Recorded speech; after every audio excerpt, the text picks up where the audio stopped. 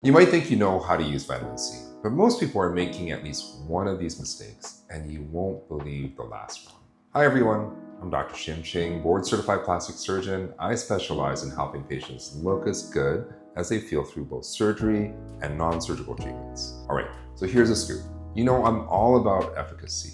I'm all about seeing results. As a surgeon, it's hard not to be that way. For years, it drove me crazy how difficult it was to create real, lasting change in skin with topical products. But along the way, I learned a lot about what really works. And what it comes down to is active ingredients. And when I say active, I mean ingredients that actually get down to the cellular level and create changes that you can see.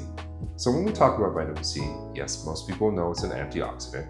But what's really exciting is what's happening on the genetic level. Vitamin C boosts collagen production in fibroblast cells, and it reduces melanin production in melanocytes, which means it helps with fine lines, discoloration, and overall brightness of the skin. But unfortunately, there's a lot of confusion out there about how to use them. So today, I'm going to break it down very simply, the do's first and then the don'ts. Do number one is use it. It's so important that I always recommend it as a dedicated step because it's that impactful for anti-aging. Do number two is use it consistently. And this is where a lot of people slip up. They bounce from product to product and end up with a jar full of half-used bottles, but the truth is consistency, just like working out. If you keep at it daily, you'll see results over time. Do number three, pair it with sunscreen. Vitamin C itself is sensitive to light, and it can make your skin more sensitive too. Plus, sun exposure is the biggest driver of skin aging, so always use sunscreen with it. Otherwise, you're taking 2 steps forward and then 2 steps back. Do number four, use with retinol. These two work beautifully together, but only if they're formulated to do so.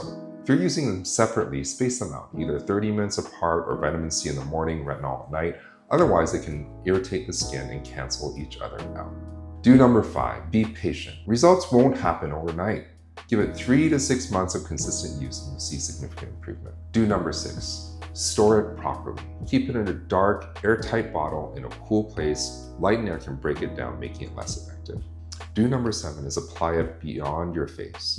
Don't forget your neck and the skin around your eyes. These areas will age too. Now for the don'ts, remember you won't believe the last one. Don't number one is don't use vitamin C and retinol at the exact same time, unless they're formulated together. Don't number two is don't combine vitamin C with strong acids like glycolic acid. It's just way too harsh. Don't number three is don't use too much. A little goes a long way. Don't number four, don't leave the cap off. You'll oxidize the product, making it less effective. Don't number five, and most importantly, don't quit. Seriously, stopping too soon is the number one reason people never see the results that vitamin C can give them. The bottom line is this: vitamin C is one of the most powerful, proven ingredients in anti-aging skincare.